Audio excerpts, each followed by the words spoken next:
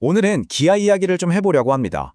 2026년을 향한 기아의 아주 중대한 전략, 지금부터 한번 파헤쳐 보겠습니다.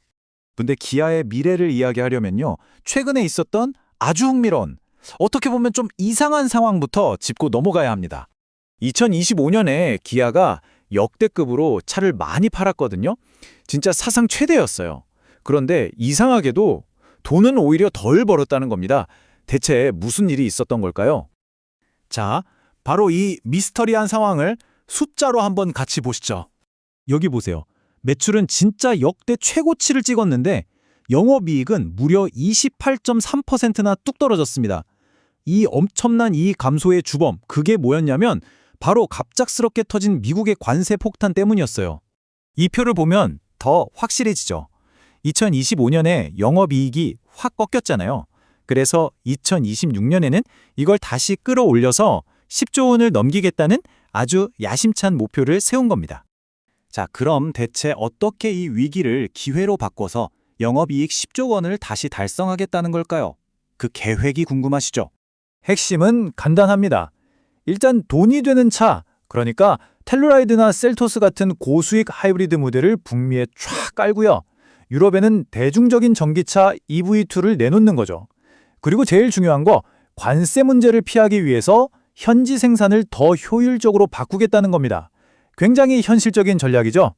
근데 단순히 작년 실적을 만회하는 게 전부가 아닙니다. 기아는 더 큰 그림을 그리고 있어요. 바로 하이브리드와 PVV, 이 두 가지 거대한 흐름에 아주 과감하게 뛰어들고 있습니다. 원래는 전기차로 완전 올인하는 분위기였잖아요. 근데 요즘 전기차 시장이 살짝 주춤하니까 전략을 바꾼 겁니다. 당장 돈이 되는 하이브리드를 튼튼한 다리로 삼아서 완전한 전기차 시대로 안전하게 건너가겠다는 거죠. 그리고 이제 기아가 던지는 진짜 승부수가 등장합니다. 이건 아예 시장의 판도를 바꿔버릴 수도 있는 완전히 새로운 개념의 자동차예요.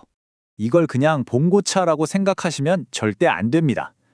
보세요. 물건 싣는 용도부터 시작해서 휠체어가 들어가는 차, 심지어 1톤 트럭이나 캠핑카까지 레고 블럭처럼 용도에 맞게 차를 바꿀 수 있는 움직이는 플랫폼인 셈이죠.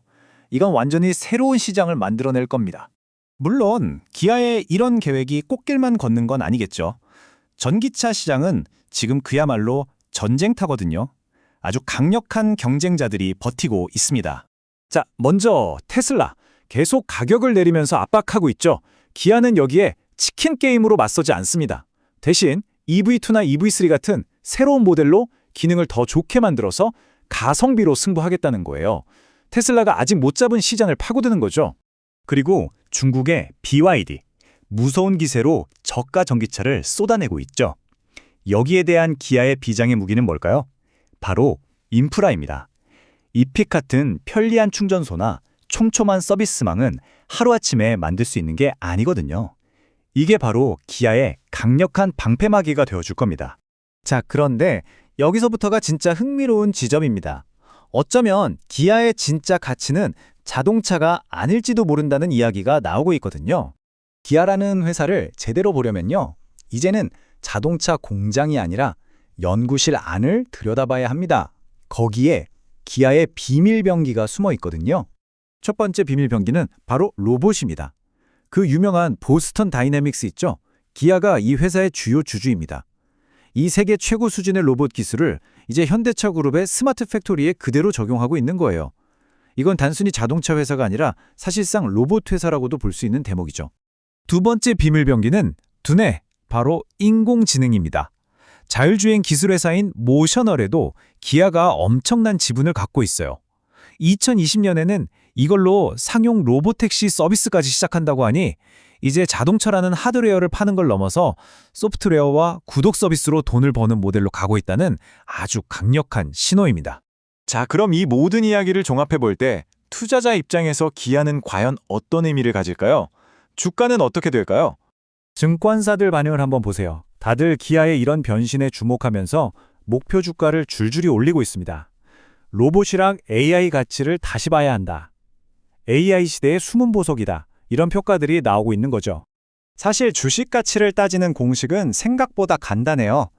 회사가 실제로 버는 돈, 여기에 시장이 이 회사에 대해 얼마나 기대하는지를 나타내는 기대 점수를 곱하는 거거든요. 이 기대 점수가 바로 PER, 즉 주가 수익 비율이라는 건데요. 지금까지 기아는 그냥 자동차 잘 만드는 회사 정도의 점수를 받았어요. 근데 만약에 시장이 기아는 자동차 회사가 아니라 로봇이랑 AI 기술을 가진 테크 기업이네? 라고 보기 시작하면 어떻게 될까요? 이 기대 점수가 폭발적으로 올라갈 수 있다는 겁니다. 그래서 정말 중요한 질문은 바로 이겁니다. 과연 시장은 기아를 지금처럼 자동차 회사로 보고 6배 정도의 가치를 줄 것인가? 아니면 미래 모빌리티를 이끄는 테크 기업으로 보고 8배 혹은 그 이상의 가치를 인정해 줄 것인가? 바로 이 관점의 전환이 기아의 미래를 결정짓는 가장 중요한 열쇠가 될 겁니다.